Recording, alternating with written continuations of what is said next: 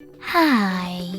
In front of me is TECNO Camon 18 Premier, and today I would like to show you how you can set up face unlock. Begin by going into Devices Settings and scrolling all the way down to access Security. Following that, scroll down again, click on Face Unlock, and enter your current login method. Then hit Enroll Face located under Face Management. Wait 5 seconds, read all of the instructions and disclaimers, and when you're ready, tap on Next at the bottom.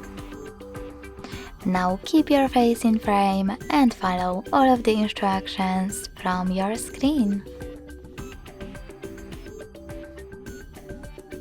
Over here, tap on the best option for you, and when you finished, click on Done. Then adjust all of those options, and finally, when I switch off my screen, then turn it back on. Icon Face Unlock is working properly.